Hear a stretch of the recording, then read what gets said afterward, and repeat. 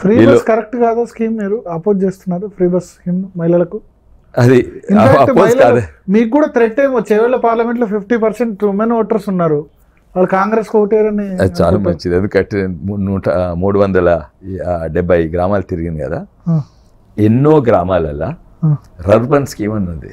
అంటే urban infrastructure in rural area, బ్రహ్మాండమైన bus stops ఉన్నాయి. అంటే సెంట్రల్ గవర్నమెంట్ ఫండ్స్ తోటి చేతిలో ఉచిత బస్ టికెట్ ఉంది, అంత మంచిగా ఉంది. కానీ అల్లు నోట్ల శని అంటే ఏంటంటే బస్సు లేదు అక్కడికి. ఇక్కడ టికెట్ ఉండేది దాదాపు 200 గ్రామాలలో బస్సే లేదు. అయితే చేవెళ్ళ పార్లమెంట్లో బస్ లేదు, ఉన్నాయి పోయినాయి. ఈవెన్ కనకల్ అనే పెద్ద గ్రామం, అక్కడ కనకల్ అంటే almost mandal head quarter size నుంచి ఫ్రీగా వస్తలేరు హైదరాబాద్ దాకా కూరగాయలు అవన్నీ పెట్టుకొని వస్తున్నారు. అది దానికి కూడా ఓట్లు కొంటందుకు ఉండదు, ఇవ్వాలి. ఎవరికి ఇవ్వాలి? ఉత్తానే ఓట్ల కొరకు కాదు. వాళ్ళు ఇప్పుడు ఏమంటున్నారు, వాళ్ళే తిట్టుకుంటున్నారు. మా చేతిలో బస్ టికెట్ పెట్టిపోయినరు, ఈ 5 గ్యారెంటీలు అంటే 5 చెంపదెబ్బలు వేసి చేతిలో బస్ టికెట్ పెట్టిపోయినరు. 2500 వస్తుంది, పెన్షన్స్ ఎక్కువ వస్తుంది, 4000 వచ్చేస్తున్నారు వాళ్ళు. అది మాకు చాలా అడ్వాంటేజ్. నిజంగానే ఓ పథకం ఆలోచించి పెట్టాలి. పాలిటిక్స్ అయితే మాదేమో ఓ డైరెక్షన్ ఉన్నది. ఇదే కాక ఆర్టిఫిషియల్ ఇంటెలిజెన్స్, క్వాంటమ్, తర్వాత గ్రాఫీన్, ఇవన్నీ కూడా సోలార్ ఎనర్జీ, ఇవన్నీ కూడా దేశానికి దిక్కు చూపెట్టేది. ఎట్లయితే అంబేద్కర్ గారు ఇట్లా చూపెడుతుండో, అంత్యోదయ నుంచి ఇట్లా చూపెడుతుండో, అది దేశానికి దిక్కు చూపెడుతున్నాం. ఇది మోడీ అదే అందుకే ఇది అంబేద్కర్ గారి జయంతి రోజే ఇది రిలీజ్ అయింది. కేటీఆర్ అంటున్నారు Revanth Reddy after parliament elections బీజేపీలో జాయిన్ అవుతారు అని చెప్పి. మీరు కూడా ఇన్వైట్ చేస్తారా? ఎవరు? రేవంత్ రెడ్డి అక్కడ ఎమ్మెల్యేలు తీసుకొని చెప్తారు. ఇది రాజకీయంగా కాకుండా పరిస్థితులు, రాష్ట్రం బాగా కావాలంటే బహుశా అదే ఆల్టర్నేటివ్ ఉండొచ్చు. ఎందుకంటే నేను చెప్పిన అసలు ఇంపాసిబుల్ అండి. రాష్ట్రాన్ని నడుపుడే brilliant mind with great discipline ఉంటేనే ఇది నడపవచ్చు. కానీ ఎంత బ్రిలియంట్ మైండ్, ఎంత గ్రేట్ డిసిప్లిన్ ఉన్నా కూడా నడిపేది ఎవరు? రేవంత్ రెడ్డి గారు కాదు. మేనిఫెస్టో ప్రామిసెస్ చేసేది ఆయన నెత్తిలో పెట్టిండ్రు. లేకుంటే 2 లక్షల రుణమాఫీ. అయితే ఇది ఈ ప్రభుత్వము కూలిపోయే అవకాశాలు చాలా రాజకీయంగా కాదు, సెల్ఫ్ ఆర్థికంగా ఈ పిచ్చి పాలసీస్ చేసి ప్రజలు తిరుగుబడతారు.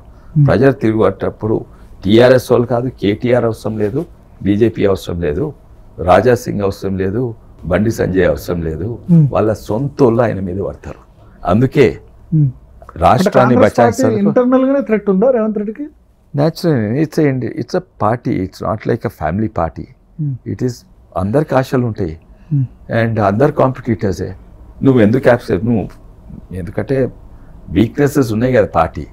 ఎంత మంచి నడపదలుచుకున్నా కూడా వాళ్ళ నెత్తి మీద 5 గ్యారెంటీలు పెట్టిండ్రు.